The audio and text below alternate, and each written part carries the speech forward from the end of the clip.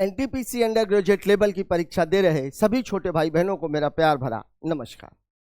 साथियों, अभी हम ये जो सेशन चल रहे पेपर्स के एनालिसिस को लेकर के चला रहे हैं, आज उसके 16वें दिन मैं आप सबका स्वागत करता हूं। आइए देखते हैं पिछले दिनों किस तरह का पेपर आपसे पूछा गया था। पहला सवाल आपको बोल रहा है दो संख्याएं 7:9 के अनुपात में है, संख्याओं का अंतर 6 है। ठीक है, अब देखिए सवाल में बोल रहा है 7:9 के अनुपात में यहाँ का जो डिफरेंस है वो मुझे 2 दिख रहा है, लेकिन सवाल में इसको 6 बोल रहा है। मतलब एक की वैल्यू कितनी है? 3। मतलब ये वाली संख्या में भी 3 का गुणा, इसमें भी 3 का गुणा। आपसे पूछ क्या रहा? बड़ी संख्या का 2 गुना, तो बड़ी संख्या तो ये है, तो बड़ी संख्या का 2 गुना तो ये संख्या हो गई और इसका 2 गुना, मतलब मेरा उत्तर हो जाएगा 54, दिया गया है ऑप्शन नंबर 3 में। ठीक है, बात कर रहे हैं अगले क्वेश्चन की। अनु एक वस्तु के अंकित मूल्य पे 20% की छूट देता है, 25% का लाभ कमाता है। ठीक है, वस्तु के विक्रय से 44 यहां मैंने आप लोगों को बताया था कि अगर छूट देने के बाद भी छूट हमेशा अंकित मूल्य पर, लाभ और हानि हमेशा क्रय मूल्य पर, और चूंकि दोनों के अंकित मूल्य पर छूट के बाद का जो मूल्य है वो भी विक्रय मूल्य, क्रय मूल्य पर लाभ हानि के बाद का मूल्य है वो भी विक्रय मूल्य, ये दोनों आपस में समान होते हैं। तो अब देखिए 20% की छूट मतलब मामला कितने का हो गया? 80 का अंकित मूल्य। ठीक है, 25 का लाभ मतलब मामला कितने का हो गया? 125 का। ठीक है, अब यहां देखिए MP/CP बराबर कितना हो जाएगा? 125:80, मतलब ये हो जाएगा 5 से काट देंगे तो ये 25:16। ठीक है, ये है अंकित मूल्य और ये है क्रय मूल्य। अब आपसे बोल रहा है विक्रय से इतने रुपए का लाभ, मतलब अब आपको विक्रय मूल्य चाहिए। विक्रय मूल्य कब निकलता है? अंकित मूल्य पर छूट के बाद। तो अब यहां देखिए, यहां पे छूट हमको कितनी दी गई है? अंकित मूल्य पर छूट दी गई है 20% की। 20% की छूट का मतलब हुआ 1/5, मतलब विक्रय मूल्य कितना हो जाएगा? 4/5। 4/5 तो देख लीजिए, 5 25, 5 चौके 20, मतलब इसका जो एसपी है वो कितना हो जाएगा? 20। देखिए 20 की छूट मिल गई 25 पर, तो 5 की छूट मतलब क्रय मूल्य, विक्रय मूल्य कितना हो गया? 20। ठीक है, क्रय मूल्य कितना है? 16, मतलब लाभ इसको कितने का दिख रहा है? प्रॉफिट जो है वो कितने का हो रहा है? 4 का।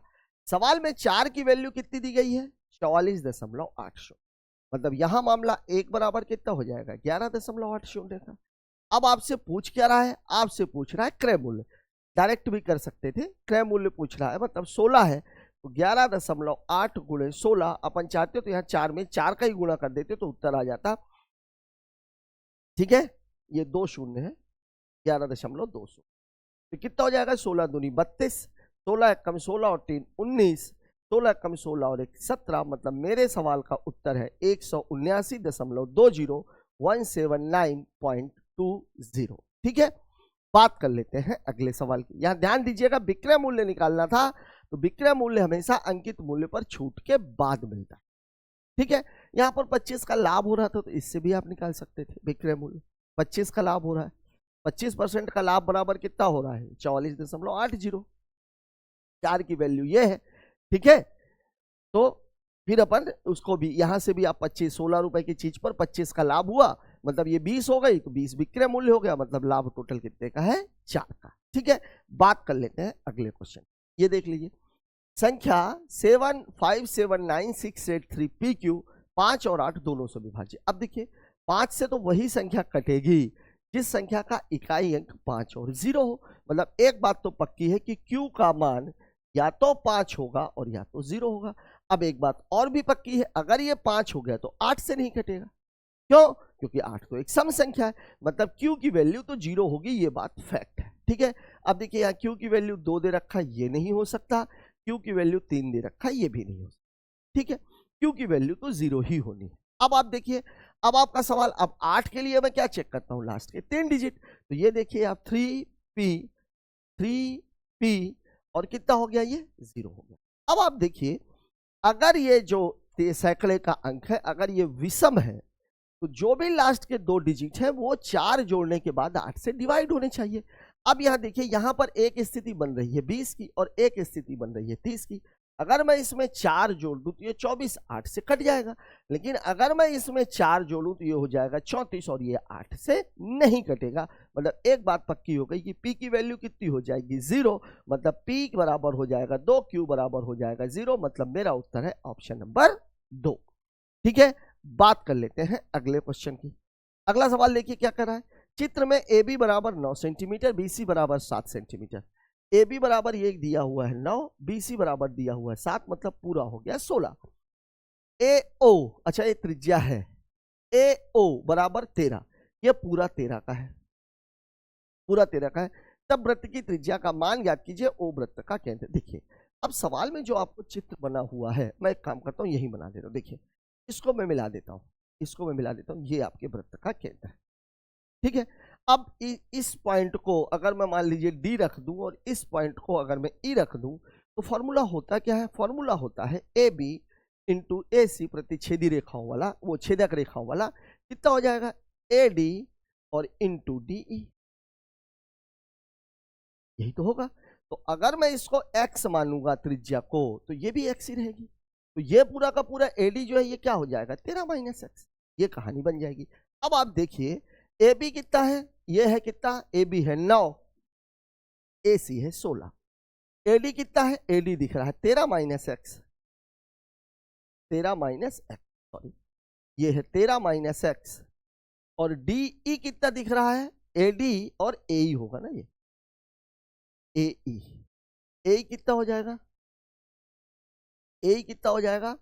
ए डी और ए हो जाएगा 13 प्लस, ये कहानी बन जाएगी, ठीक है। तो ये कितना हो गया? ये हो गया 144, और ये ए माइनस बी, ए प्लस बी का, तो ये मामला हो जाएगा 13 का स्क्वायर और माइनस एक्स का स्क्वायर, मतलब एक्स का स्क्वायर बराबर कितना हो जाएगा? 13 का स्क्वायर होता है 169 माइनस 144 बराबर कितना? 25, मतलब x बराबर कितना आ जाएगा? 5 दिया गया है ऑप्शन नंबर 3 में, ठीक है। और यही तो त्रिज्या थी और आपसे त्रिज्या ही पूछ रहा है, ठीक है। तो ये 5 हो जाएगा, ये भी 5 हो जाएगा, और ये वाली जो वैल्यू है ये 8 हो जाएगी, ठीक है।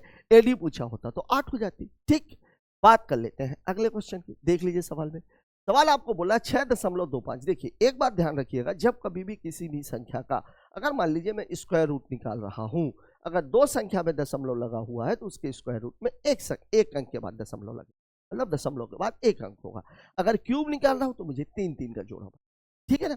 अब यहां पर आप देखिए ये 625 किसका होता है भाई? 25 का। यहाँ देखिए आप 25 का, कितने अंकों के बाद दशमलव लगा हुआ? 2 अंक वहां लगा हुआ, तो यहाँ पे 1 अंक में लगेगा, क्योंकि 1/2 है, मतलब मेरे को स्क्वायर रूट निकालना है। प्लस यहाँ आप देखो कितने अंक में लगा हुआ है? 2 अंकों में, 2 अंकों में।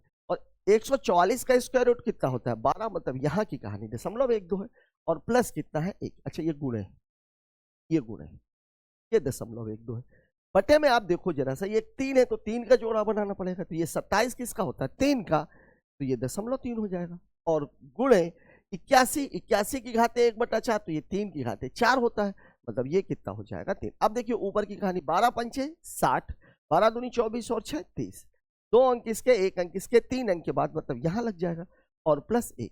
यहाँ अगर मैं गुणा करूंगा 3 तिहाई 9, और ये हो जाएगा। अब ये कितना बचा? 1.3, और ये कितना बचा? 0.9। दोनों के दशमलव कैंसिल हो जाएंगे, क्योंकि एक ही एक अंक के बाद है, मतलब मेरा उत्तर हो जाएगा 13/9 दिया गया है ऑप्शन नंबर 3 में, ठीक है। बात कर लेते हैं अगले क्वेश्चन की। अगला सवाल हमसे कह रहा है सचिन ने 25% गेंदें गंवाई, मतलब 75% उसने खेली। शेष गेंदों का 80% उपयोग करने के बाद उसके पास 90 गेंदें बचती हैं। तो 75% का 20% कितना होगा? 15, और 15% की वैल्यू कितनी है? 90, मतलब 1% की वैल्यू 6, तो 100% की वैल्यू कितनी हो जाएगी? 600। लग गया सवाल, ठीक है। शेष की बात कर रहा है अगर, तो देखिए 25 गंवाई मतलब 75 बची, और 75 में फिर 80 उपयोग कर ली, और 90 गेंदें बच गई, मतलब बची कितनी? 80 उपयोग करने के बाद 20, तो 75 का 20% कितना होगा? 15%, और 15% की वैल्यू 90 दे रहा है, तो 1% की वैल्यू कितनी हो जाएगी? 6। तो कुल गेंदें अगर आपसे पूछ रहा है तो वैल्यू कितनी हो जाएगी? 600। यही आपके सवाल का जवाब है, ठीक है। बात कर लेते हैं अगले क्वेश्चन की, ठीक है। देखिए पी और क्यू ने 2400 रुपए और 3600 रुपए के निवेश से एक व्यवसाय शुरू किया।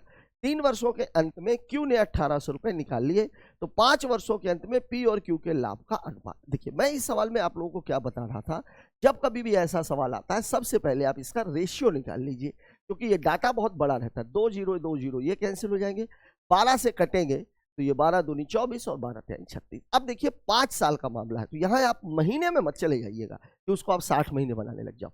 सीधी सी बात यह है, क्यू ने 1800 रुपए निकाली, 1800 भी है, 1800 भी है, तो अब इसको 12 से नहीं काटूंगा। अब मैं ये ऐसी संख्या लूंगा जिससे तीनों कट जाए, तीनों कट जाए, 2 0 2 0 2 0, ठीक है। अब ये 6 चौके 24, 6 6 हम 36 और 6 3 18, ये है मामला। अब देखिए ये 4 रुपए इसने पूरे 5 साल लगा के रखे, इसमें तो कोई कहानी थी ही नहीं।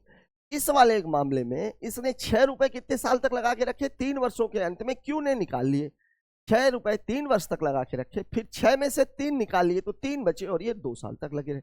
अब ये देखिए ये है 20 और ये कितना है 18 और प्लस 6, मतलब ये है 20, तो ये कितना है 24। अब आपसे पूछ के रहा पी और क्यू के लाभ का अनुपात किससे कटेगा, ये किससे कटेगा, 4 से कट जाएगा, 4 पंचे 20, 4 6 24, मतलब मेरा रेशियो आएगा 5:6 दिया गया है ऑप्शन नंबर 1 में।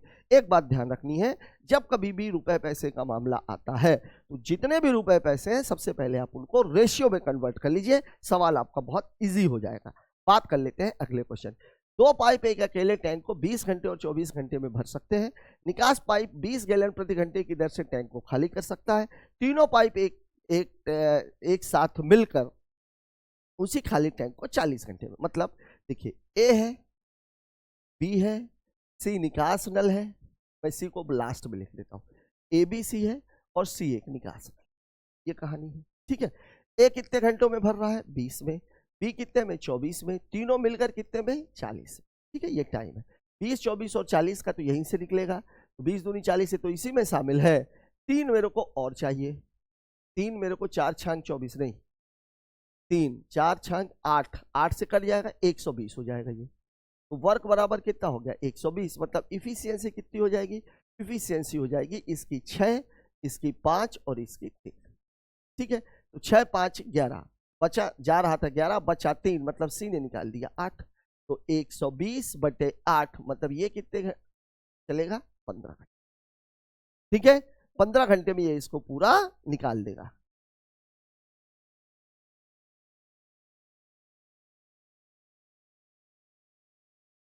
बीस गैलन। अब देखिए ये कितने घंटे चल रहा है 15 घंटे। अब 1 घंटे बराबर कितना है, 1 घंटे बराबर है 200 गैलन, तो 15 घंटे बराबर कितना हो जाएगा, 15 घंटे बराबर हो जाएगा 15 दूनी 30, 3000 गैलन।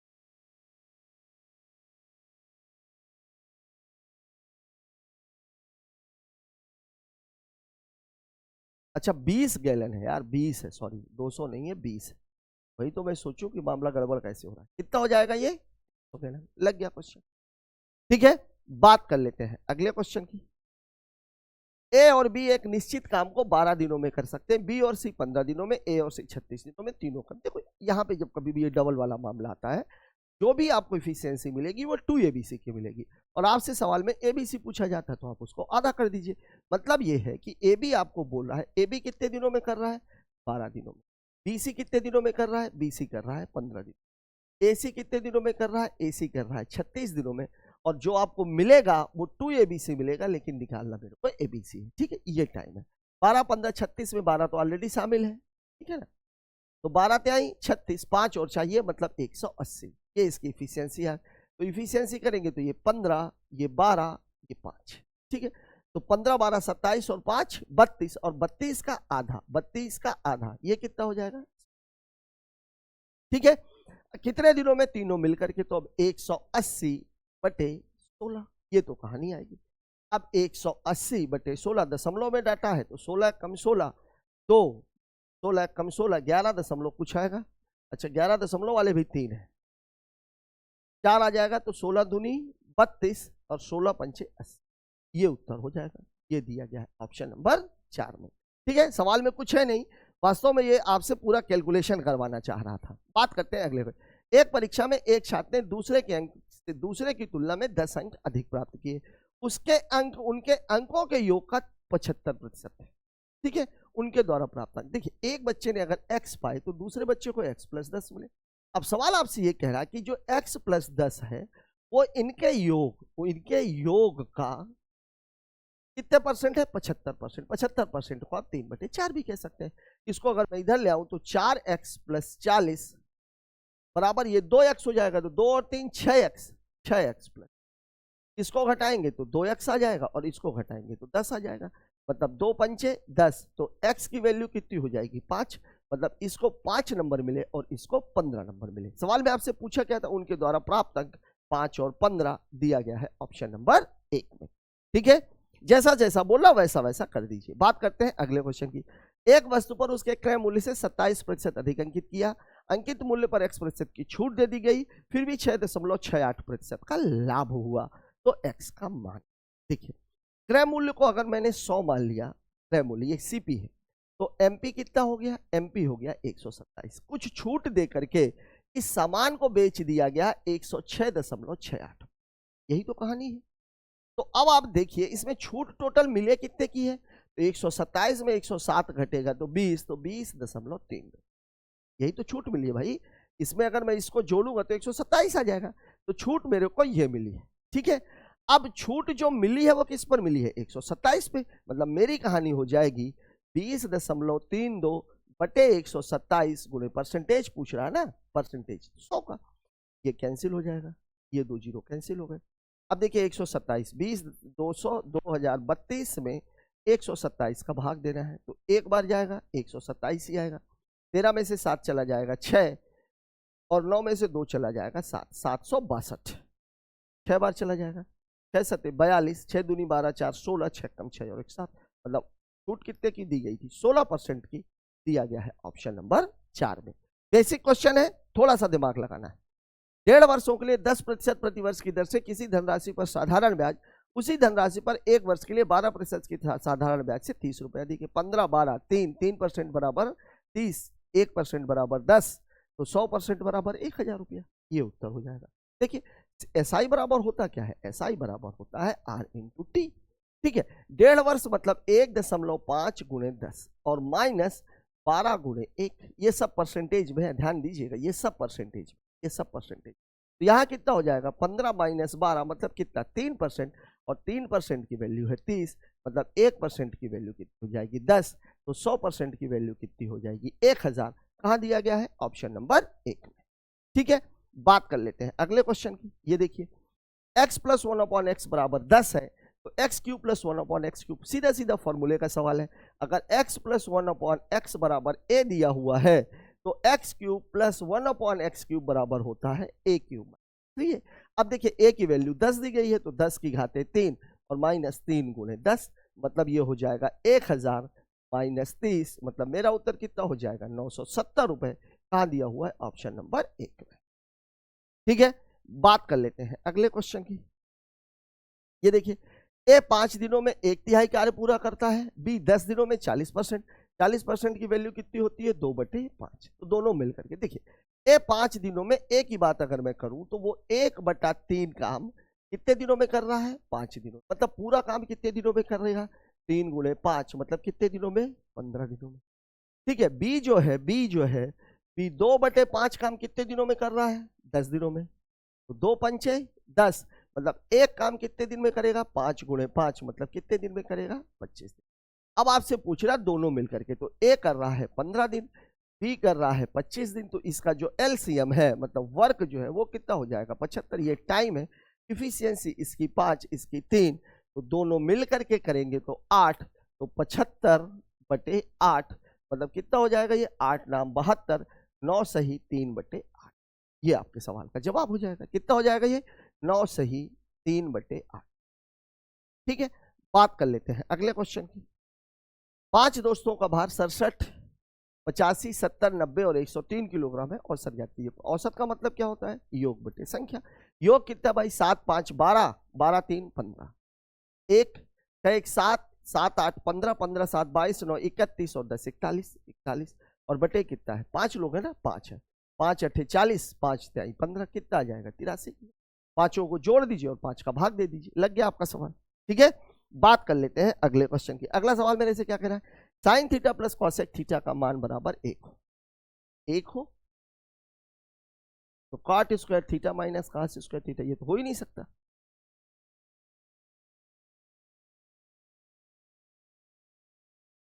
ओहो, उत्तर तो इसका -3 हो जाएगा, ये होगा ही नहीं, -3 में ही आएगा। चलिए कोशिश करते हैं। देखिए क्या है, साइन थीटा प्लस, इसको मैं एक काम करता हूं, इक्वेशन ही बना लेता हूं, कौन सा, क्वाड्रेटिक, ये हो गया। तो ये कितना हो जाएगा, साइन स्क्वायर थीटा प्लस 1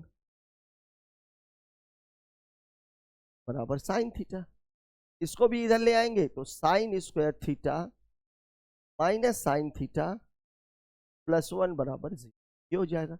मतलब इसको आप ऐसे भी कह सकते हो, तो बी स्क्वायर माइनस 4ac कितना होगा, ये बी की वैल्यू कितनी है, ऋण 1 का स्क्वायर माइनस 4 गुणे ए की वैल्यू भी 1 है, सी की वैल्यू भी 1 है, मतलब 1 ऋण 4, तब भी उत्तर ऋण 3 ही आएगा। बहुत सही, यही है उत्तर आपका।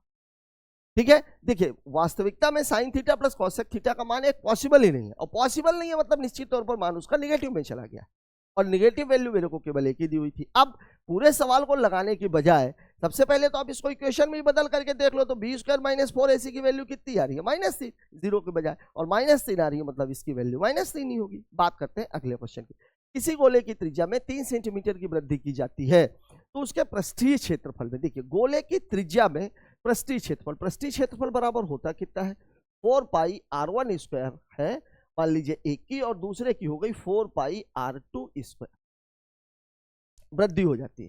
ठीक है, 156 पाई की, मैं काम करूं क्या, पाई तो दिया ही है, इसका ये वाले को और ये वाले भर को ले लेते हैं अपन। इसमें मैं अगर मैं 4 का भाग दे दूं तो 4 3 12, 4 नहीं है 36, 39 का फर्क आना चाहिए स्क्वायर में, मतलब आर स्क्वायर, या ऐसे कर सकते हैं r+3 का स्क्वायर माइनस r का स्क्वायर बराबर, ये r1 है, कर दीजिए इसको, और इसको r2 कर दीजिए, नहीं ये r1 है, ये r2, ये r1+3 है, ये r1 है, हाँ ठीक है, r ही r रहेगा क्योंकि ये तो 3 हमने बढ़ा ही दिया।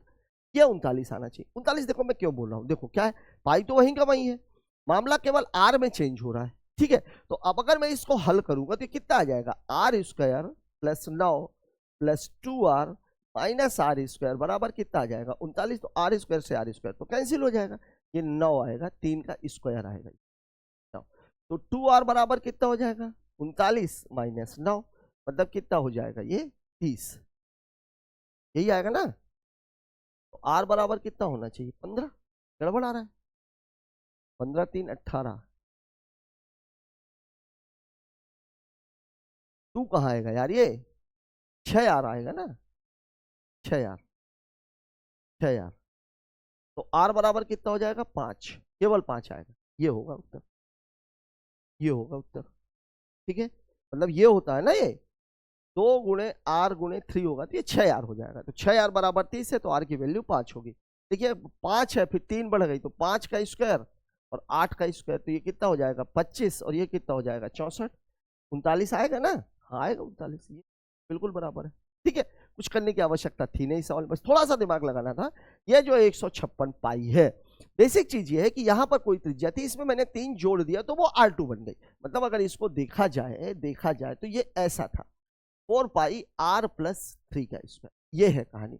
और इन दोनों के बीच का अंतर वो 156 पाई बोला, तो 4 को और पाई को मैंने पहले ही अलग कर दिया, तो 4 पाई के जब मैं भाग दे दूंगा तो 39 आ गया, मतलब इसका और इसका जो डिफरेंस है वो 39 होना चाहिए, तो मैंने r की वैल्यू निकाली, तो 5, मतलब पहले 5 थी, बाद में वो 8 हो गई।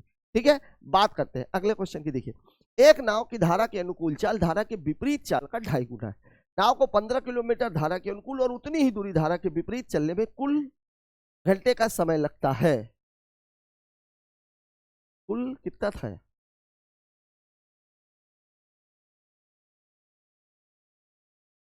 देखा जाए क्या ये सवाल, यहां पे आपका लीजिएगा 4 सही 2/3 घंटे, 2/3 घंटे का समय लगता है, तो धारा के अनुकूल नाव की चाल कितनी होगी, ये आपसे सवाल में बोल रहा है। देखिए अब यहां पर अनुकूल जितना जा रहा, प्रतिकूल मतलब यहां पर दूरी समान है। मैं बार बार ये बात बोल रहा हूं, time distance speed boat and stream के सवाल ज्यादातर यहीं से बनते हैं, दूरी समान है तो चाल और समय का अनुपात एक दूसरे का उल्टा होगा। ठीक है, नाव धारा के अनुकूल चाल मतलब x+y की जब मैं बात करूं और x - y की अगर मैं बात करूं, तो ये अगर 1 है तो ये 2.5 है, मतलब ये 25 है तो ये 10 है, मतलब रेशियो कितने का है 5 का और 2। ये किसकी बात हो रही है, टाइम की, नहीं स्पीड की, स्पीड। तो टाइम कितना होना चाहिए 2 और 5 का, यही तो कहानी है आपकी। अब बोल रहा है अनुकूल और विप्रतिकूल, यहां पर जो मुझे दिख रहा है टाइम, ये मुझे कितना दिख रहा है 7, और 7 की वैल्यू इसने कितनी दे रखी है, 4 3 12 2 14, 14/3 मतलब 1 की वैल्यू हो जाएगी 2/3, 2/3 मतलब यहाँ टोटल टाइम कितना लगा है 4/3 और यहाँ टोटल कितना टाइम लगा है 10/3। अब आपसे पूछ क्या रहा है, धारा के अनुकूल नाव की चाल, यहां पे पूछ रहा है। अब आप खुद सोचो, समय 4/3 लग रहा है, दूरी कितनी है, दूरी तो टाइम बराबर क्या होता है,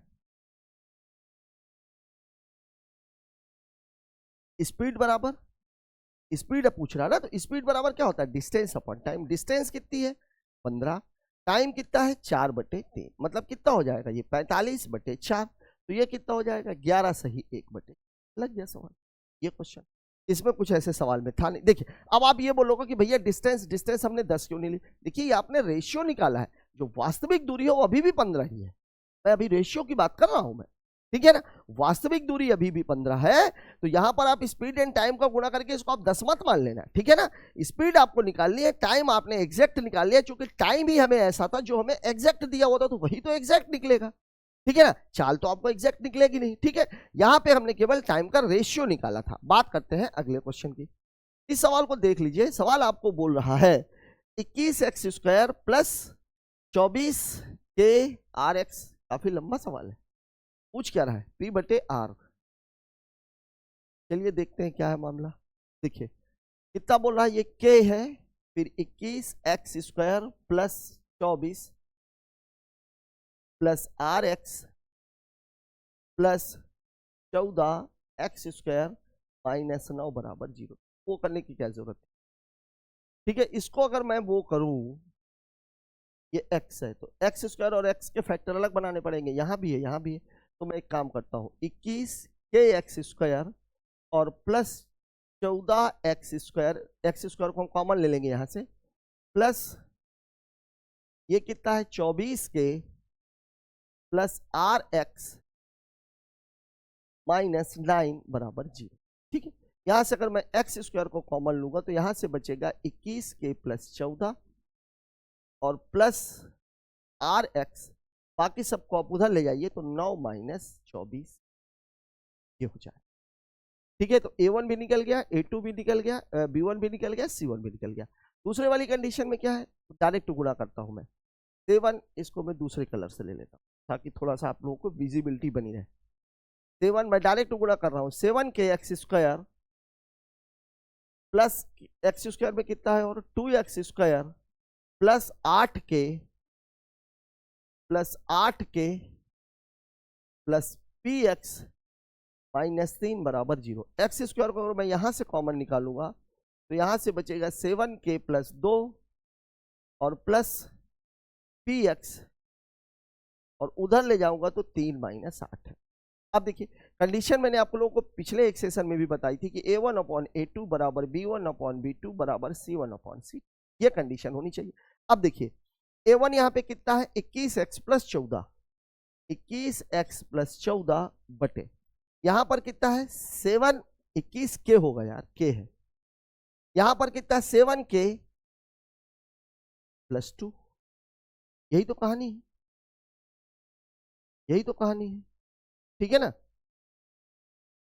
7 3 21, 7 दूनी 14, तो ये गड़बड़ है, यहाँ पे 3 होना चाहिए था। खैर देखते हैं दूसरे वाले में शायद निकल जाए। यहां पर कितना है, ये r है और ये p है, r/p और बराबर इसमें मामला कितने का है 9 माइनस 24 के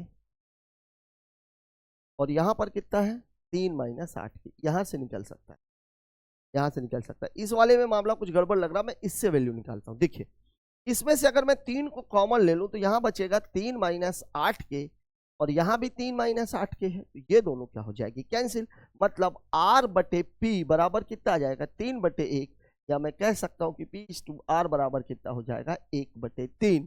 कहां दिया हुआ है, ऑप्शन नंबर 1 में। इस सवाल को देख लीजिए। वैसे अगर ऐसा कोई क्वेश्चन आपके इसमें आता है तो बेहतर यह है कि इस सवाल को आप छोड़ दीजिए, छोड़ दीजिए। क्यों, क्योंकि ये टाइम किलिंग है, क्यों, क्योंकि ये टाइम किल कर जाएगा आपका और इतने में आप 2 सवाल बना ले जाओगे। बात करते हैं अगले क्वेश्चन। 3 संख्याओं का अनुपात 2:3:1 है, उनका गुणनफल 162 है, पहली 2 संख्याओं का योग तीसरी। देखिए अब जब 3 संख्याओं की बात आती है तो मैं इसको ऐसे ले लेता हूं, चलिए ब्लैक कर लेते हैं अपना दोबारा।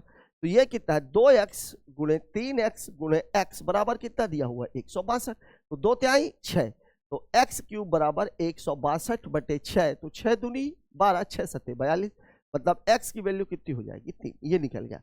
अब देखिए अगर 3 है तो ये वाली वैल्यू कितनी है, तो 2 गुणे 3 एक संख्या हो गई 6, 3 गुणे 3 एक संख्या हो गई 9, 1 गुणे 3 मतलब एक संख्या हो गई 3। पहली दो संख्याओं का योग, इन दो संख्याओं का योग, तीसरी संख्या से कितने थे 9 6 15, 15 में से 3 घटा देंगे, उत्तर कितना आ जाएगा 12, दिया हुआ है ऑप्शन नंबर 1। वैसे इसको 3 2 5, 5 में से 1 घटा देते 4, x की वैल्यू 3 आई है तो 4 तिहाई 12 डायरेक्ट भी कर सकते थे मेंटली। बात कर लेते हैं अगले सवाल। 3000 रुपए को 2 भागों में उधार दिया जाता है, x और y को 10%, x को 20%। एक वर्ष में कुल ब्याज 500 रुपए है तो y का मान, ठीक है। मामला किसका है, एलिगेशन का, अलग अलग दिया गया और फिर मिला करके दे दिया गया। देखिए एक दिया है 10% पर और एक दिया है 20% पर, और धन कितना है 3000 रुपये। अब देखिए 3000 का 10%, एक जीरो हटा दीजिए 300 आ जाएगा, 20% इसका डबल है तो ये 600 आ जाएगा, और मिला करके जो ब्याज मिला है मुझे वो 500 रुपया मिला है।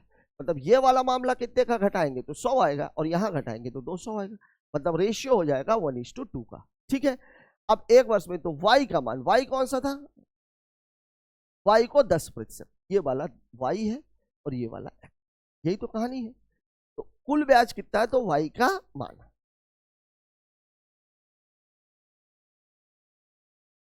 x बड़ा हिस्सा है और ये छोटा हिस्सा है, तो 1 + 2, देखिए y वैसे भी 1 दिख रहा है, ये कितना है 3000, मतलब 3 की वैल्यू कितनी है 3000, तो 1 की वैल्यू वैसे भी कितनी आ जाएगी 1000 रुपया, छोटा हिस्सा 1000 का, बड़ा हिस्सा 2000 का, लग गया सवाल, ठीक है। बात कर लेते हैं अगले क्वेश्चन की, ये देख लीजिए सवाल क्या कह रहा है। संख्या 94.2357 में स्टार को किस संख्या से प्रतिस्थापित किया जाए जिससे संख्या 11 से विभाजित हो जाए। एक्चुअल में सवाल शायद ये होगा 94 स्टार 2357 डिवाइडेड बाई 11। अब 11 से कटने का नियम क्या, एक एक अंक छोड़ के जोड़ लीजिए, और दोनों तरफ का जो अंतर है वो या तो 0 होना चाहिए या तो 11 से कट जाना चाहिए, ठीक है। अब आप देखिए यहाँ से 7 3 10 और ये स्टार और ये 9, ठीक है। और यहाँ का मामला कितना आ जाएगा, एक ही एक छोड़े है ना, ठीक है। 4 2 6, 6 5 11, इधर की जोड़ है 11, इधर की है 7 3 10, 10 9 19, 19 और प्लस स्टार। अब देखिए इसको मैं कम तो कर नहीं सकता, 11 तो बना नहीं सकता, तो फिर 22 बनाऊंगा। 22 अगर मैं बना दूं भाई, इसकी वैल्यू अगर मैं 3 रख दूं तो ये 22 हो जाएगा, 22, और 22 में से जब मैं 11 को घटाऊंगा तो 11 आ जाएगा, ये संख्या 11 से कटेगी, मतलब स्टार की जगह पे आना चाहिए 3, दिया गया है ऑप्शन नंबर 3 में, ठीक है। बात कर लेते हैं अगले क्वेश्चन की। इस सवाल में देख लीजिए, देखिए जब कभी भी घात वाला मामला आता है तो उसका जो एलसीएम है, एलसीएम क्या है, एलसीएम और एचसीएम में दोनों लिख देता हूं घात का। एलसीएम बराबर होता है सभी आधार अधिकतम घात, अधिकतम घात मतलब आल बेस मैक्स पावर, और जो एचसीएफ होता है, एचसीएफ होता है वो क्या होता है, कॉमन बेस और मिनिमम पावर, मतलब घात न्यूनतम होनी चाहिए। अब देखिए यहां पर क्या है, यहां पर आप देखो एक संख्या ये है, दूसरी संख्या ये है और तीसरी संख्या ये है, मतलब आपके पास घात कौन कौन सी है, 2 है, 3 है, 5 है, एक और आ रही है 7 है और 11 है, ये कहानी है। यहां घाते 4 है, घाते 5 है, घाते 6 है, मतलब सबसे बड़ी घात 2 में 6 की है। 3 में घाते 3 है, फिर 4 है, फिर 1 है, मतलब ये घाते 4 हो जाएगी। 5 में सिंगल घात है, फिर 3 घात है, फिर 2 घात है, मतलब यहाँ पर 3 घात हो जाएगी। 7 में देखिए तो 7 एक जगह 2 घात है, एक जगह 3 घात है, तो ये घाते 3 हो जाएगी। 11 में एक जगह भी सिंगल, दूसरी जगह भी सिंगल, तीसरी जगह भी सिंगल, तो ये रहेगा, मतलब ये बन जाएगा आपका एलसीएम, ठीक है। 2 की घाते 6, 3 की घाते 4, 5 की घाते 3, 7 की घाते 3 गुणे 11, उत्तर हो जाएगा ऑप्शन नंबर 3, 5 की घाते 3, हाँ ठीक है, यही होगा ऑप्शन नंबर 3। बात करते हैं अगले क्वेश्चन की। एक शंकु का आयतन 400 सेंटीमीटर क्यूब है जिसके आधार की त्रिज्या और ऊंचाई क्रमशः r और h है, ठीक है। उस शंकु का आयतन क्या होगा जिसके आधार की त्रिज्या और ऊंचाई क्रमशः 2r और h देखिए क्या हो जाएगा, 100 आएगा वैसे इसका उत्तर, नहीं 2r और h रेशा डबल हो रहा है। ठीक है, देखिए सवाल है शंकु का आयतन। शंकु का आयतन पहले वाले की बात हो रही है, तो 1/3 पाई r1² h। ठीक है, तो ये r और h है, मतलब ये r² h की जो वैल्यू है ये कितनी दी हुई है, 400। ठीक है, ये कॉमन फैक्टर, इसलिए अभी इसको मैं कंसीडर नहीं कर रहा हूं। दूसरे वाले मामले में ये 2r है, 2r है, तो 2r का स्क्वायर गुणे h बराबर ये कितना हो जाएगा, 4r² h। देखिए आप ये वाला देखिए और ये वाला देखिए, ये कितने गुना है, 4 गुना है, मतलब कितना हो जाएगा 400 गुणे 4, मतलब मेरा आंसर हो जाएगा 1600। कहाँ दिया हुआ है, ऑप्शन नंबर 2 में। सिंपल इतना ही क्वेश्चन है ये, ठीक है ना। क्यों, क्योंकि इसमें सीधा सीधा आपको दे दिया गया है कि r² h की वैल्यू 400 है, और जब 2r इसको आप कर दोगे तो 4r² हो जाएगा, मतलब जो भी आयतन था उसका कितने गुना हो जाएगा, 4 गुना। तो पहले अगर 400 है तो बाद में ये 1600 हो। ठीक है, बात करते हैं अगले क्वेश्चन की। ABCD एक चक्रीय चतुर्भुज है, विकर्ण BD और AC एक दूसरे को E पर प्रतिच्छेद करते हैं। ठीक है, चलिए लगाते हैं भाई, ये हो गया, चलिए बना लेते हैं। ये हो गया, ये है A, ये है B, ये है C और ये है D। ठीक है, BD और AC, ठीक है, ये रहा AC और ये रहा BD, ये एक दूसरे पर E पर प्रतिच्छेद करते हैं, E पर प्रतिच्छेद। ठीक है, कोण BEC, BEC ये कितना है, 128 डिग्री, 128 डिग्री। ECD, ECD ये कितना है, 25 डिग्री। तो BAC, BAC इसकी वैल्यू आपसे पूछी जा रही है। ठीक है, अब इस सवाल में आप देखिए कि ये चक्रीय चतुर्भुज में अगर कोई भी क्वाड्रिलेटरल अगर सर्कल के अंदर बना हुआ है, तो आप जीवा बोलिए चाहे चाप बोलिए, एक ही जीवा के द्वारा अगर परिधि पर कोण बनाया जा रहा तो वो कोण क्या होगी, समान। ठीक है, दूसरी एक बात, अगर वो केंद्र पर बनाया जा रहा है तो क्या हो जाएगा, डबल। अब यहां पर जीवा के द्वारा या चाप के द्वारा जो कोण बनाया जा रहा है परिधि पर, मैं एक साइड की बात कर रहा हूं मैं, अगर बात दूसरे साइड की होगी तो क्या हो जाएगा, फिर मामला अलग हो जाएगा। यहां आप देखिए, सबसे पहला हमारा फोकस होना चाहिए कि हमसे पूछ क्या रहा है। हमसे पूछ रहा है एंगल ए। एंगल ए किस जीवा के द्वारा बनाया गया है, BC के द्वारा। अब आप ये देखिए कि BC के द्वारा कोई और बनाया गया है क्या, कोई और बनाया गया है क्या, तो भैया BC के द्वारा अगर एक एंगल ये बन रहा है तो BC के द्वारा ही एक एंगल ये बन रहा है, और ये वाला जो एंगल है वो CDE ट्रायंगल के अंतर्गत है। अब आप देखो, अगर ये 128 डिग्री है, ये 128 डिग्री, तो ये तो पूरी एक सीधी रेखा है, मतलब ये पूरे का मान तो 180 होना चाहिए, 180 होना चाहिए। तो अगर ये 180 होना चाहिए, मतलब इसकी वैल्यू कितनी हो जाएगी, 52 डिग्री, तभी तो ये 180 होगा। अगर ये 52 है, एक 25 और ये 25 है, तो पूरा अगर ये ट्रायंगल बन रहा है तो ये कितना हो जाएगा, 77। अगर ये 77 है और पूरा का पूरा कितना होना चाहिए, अगर ये 77 डिग्री है, पूरा अगर मेरे को 180 बनाना है, इसका मतलब इसकी वैल्यू कितनी होनी चाहिए, 103 डिग्री, मतलब ये 103 डिग्री है। और अगर इसी जीवा के द्वारा एक कोण यहां पर 103 डिग्री का है, मतलब यहां पर भी वैल्यू 103 डिग्री होगी। हमारा उत्तर हो जाएगा ऑप्शन नंबर 2। ठीक है, बात करते हैं अगले क्वेश्चन की।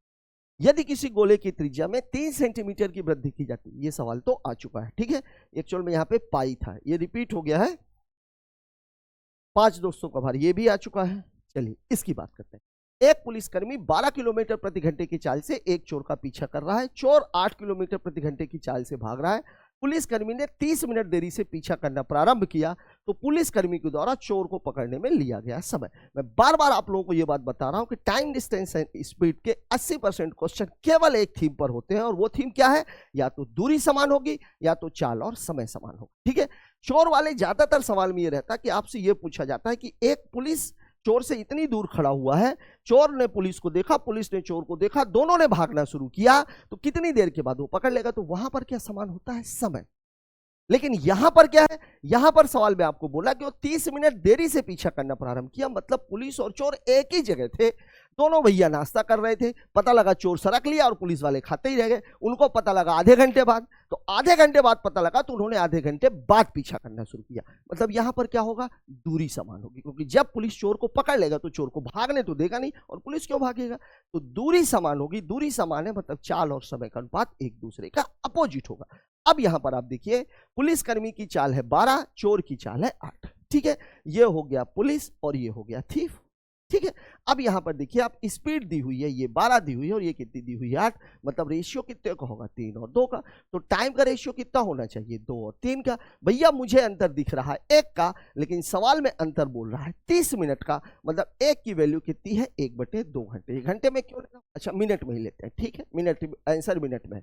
1 की वैल्यू है 30 मिनट, 30 मिनट। अब आपसे पूछ रहा पुलिसकर्मी, तो पुलिसकर्मी को टाइम कितना लग रहा है, 3। तो जब 1 की वैल्यू 20 है तो 2 की वैल्यू कितनी हो जाएगी, 30 × 2, मतलब मेरा उत्तर हो जाएगा 60 मिनट, दिया गया है ऑप्शन नंबर 1। ठीक है, बात कर लेते हैं अगले क्वेश्चन की। अगला सवाल हमसे क्या कह रहा है, 2 बेलनों की त्रिज्याओं का अनुपात 2:3 है, वक्र पृष्ठों के क्षेत्रफल। देखिए त्रिज्या और वक्र पृष्ठ के क्षेत्रफल दोनों में क्या अंतर है, देखिए त्रिज्या तो त्रिज्या है, लेकिन जब हम वक्र पृष्ठ के क्षेत्रफल की बात करें तो त्रिज्या और ऊंचाई दोनों का गुणा होता है, दोनों का गुणा होता है। और जब आयतन की बात करें तो त्रिज्या 2 बार और ऊंचाई 1 बार, ये बात आपको याद रखनी है। ठीक है, अब आपको सवाल में बोला कि उनके आयतनों का अनुपात, तो भैया अगर त्रिज्या का रेशियो मतलब R1:R2 बराबर आपको अगर दिया हुआ है 2:3, और जो क्षेत्रफल है मतलब एरिया 1:एरिया 2 बराबर कितना दिया हुआ है, 5:3, मतलब अगर मैं हाइट की बात करूंगा तो हाइट जो होगी h और h2 ये कितनी हो जाएगी, ये हो जाएगी 5/2 और 5:3 है ये, सॉरी 3/3, ये कहानी हो जाएगी।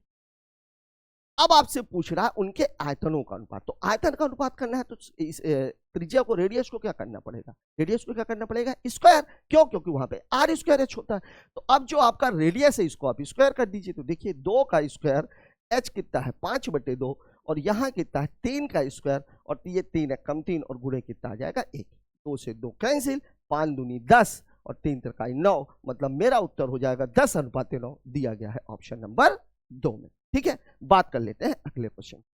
एक दुकानदार ने 28,380 रुपए का एक माल बेचा और उसे 29% का लाभ हुआ। 29 का लाभ हुआ मतलब मामला कितना हो गया, 129 का। अब आपको बोल रहा है यदि उसने अपने माल को 24,090 रुपए में बेचा होता तो उसका लाभ प्रतिशत ज्ञात कीजिए। ठीक है, देखिए दुकानदार ने माल बेचा मतलब 129 की वैल्यू ये है, इसकी वैल्यू आपसे पूछी जा रही है। ठीक है, अब सवाल में जैसे ही आपने ये देखा तो आपको करना क्या है, 129% इक्वल टू है 28,380। ठीक है भाई, ये कट ही रहा होगा ऑप्शन, अच्छा दशमलव में है, हो भी सकता है कि ना कटे, लेकिन 0.5 है तो कोई दिक्कत वाली बात नहीं है। 28,380, देखिए 129 से अगर मैं भाग देता हूं 2 बार जाएगा, बिल्कुल जाएगा,